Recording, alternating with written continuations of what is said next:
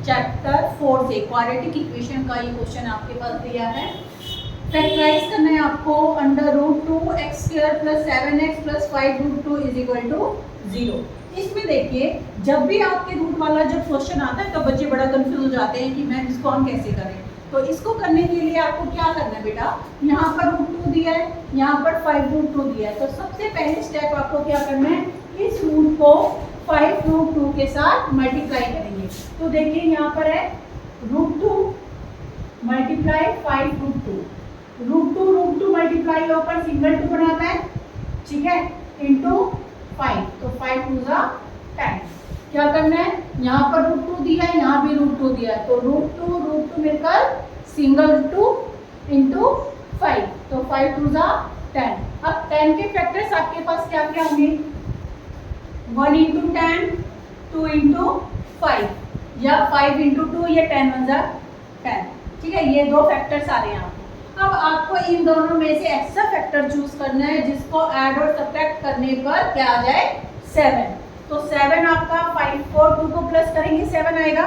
तो आपको ये दोनों फैक्टर्स लेने हैं, ठीक है। तो आप क्या लेंगे, root 2x² plus 2x plus 5x plus 5 root 2 is equal to 0। अब यहाँ पर देखते हैं, यहाँ पर है रूट 2 और यहाँ पर है कंप्लीट 2। जब भी आपके पास 2 है और इसको हमें कैसे में चाहिए, रूट में चाहिए, तो इस आप 2 को आप क्या लिख सकते हो, under root 2 into under root 2। क्यों, जब भी हम रूट 2 को रूट 2 से मल्टीप्लाई करते हैं तो एक सिंगल 2 आता है, होल नंबर में 2 आएगा, ठीक है। तो यहाँ पर ये जो 2 है इसको हमने इस तरीके से ब्रेक कर लिया है। तो यहाँ पर आप कॉमन फाइंड आउट करेंगे, तो कॉमन आपके पास एक तो x है और दूसरा क्या होगा, इसको अभी मैं लिख कर दिखा रही हूँ, under root 2x² plus root 2 into root 2 x plus 5x plus 5 root 2 is equal to 0। अब आप कॉमन चूज करेंगे, फर्स्ट 2 में कॉमन और लास्ट 2 में कॉमन। फर्स्ट 2 में कॉमन आपके पास रूट 2 है और एक x है, तो रूट 2x आपने कॉमन लिया, रिमेनिंग यहाँ पर x और यहाँ से रूट 2। यहाँ पर देखिए ये रूट 2 तो आपने कॉमन ले लिया, तो रिमेनिंग क्या रह गया, रूट 2, ठीक है। x तो आपके पास बाहर है, प्लस यहाँ से आप अगर आप कॉमन देखें तो यहाँ भी 5 है, यहाँ भी 5 है, तो आप 5 कॉमन लेंगे, रिमेनिंग x और यहाँ से प्लस का रूट 2, ठीक है। अब इस पूरी इक्वेशन में से क्या कॉमन नजर आ रहा है आपको, x plus root 2, x plus root 2, ये आपने कॉमन लिया, रिमेनिंग रूट 2x प्लस यहाँ से 5, ठीक है। यहाँ पर इक्वल टू में 0 है, तो यहाँ से आप x की वैल्यू निकालेंगे, x plus root 2 is equal to 0, और सेकेंड में root 2x plus 5 is equal to 0। तो यहाँ से x की वैल्यू प्लस का है, इक्वल टू के अपोजिट साइड में जाकर माइनस का। ऐसे यहाँ पे रूट 2x है, प्लस का 5 है, इक्वल टू के अपोजिट साइड में जाकर माइनस का। यहाँ पे मल्टीप्लाई में तो इस तरफ आकर डिवाइड में।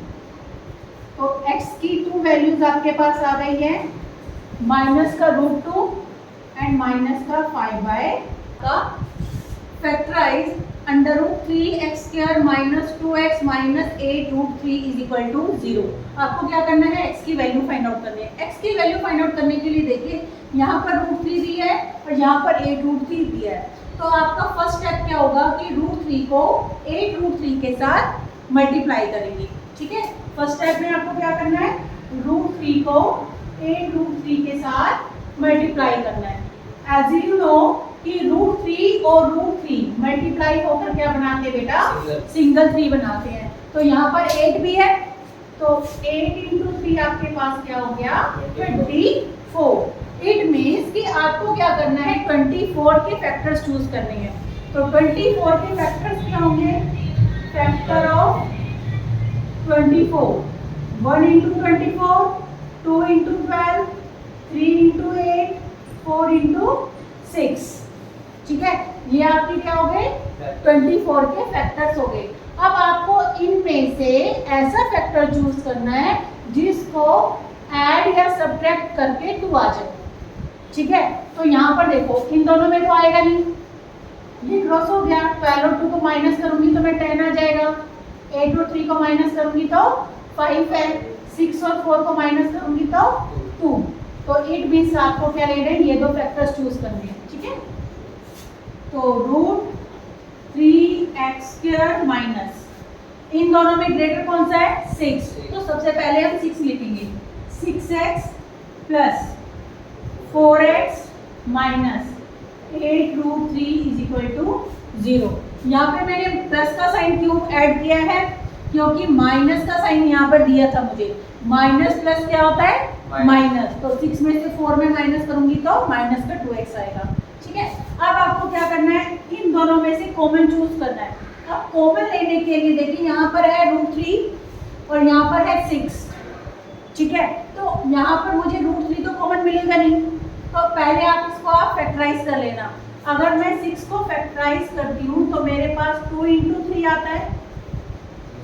अब इस 3 को मैं क्या लिख सकती हूँ, √3 × √3 ऐसे लिख सकते हैं ना। अब इसमें से कॉमन चूज कर सकते हो आप। इसको मैं एक्सपेंड करके लिख रही हूँ, √3x² minus 2 multiply √3 × √3x plus 4x minus 8√3। ठीक है, हमने क्या किया, ये जो 6 था इसको फैक्टराइज कर दिया। ठीक है, 2 × 3 और 3 को हमने रूट में चाहिए, क्योंकि यहाँ पर मुझे रूट में 3 दिया है ना, तो इसलिए हमने 3 को रूट में एक्सपेंड किया, √3 × √3। ठीक है, तो अब आपके पास 6 के फैक्टर्स क्या हो गए, 2 × √3 × √3x। अब इसमें से कॉमन चूज करो।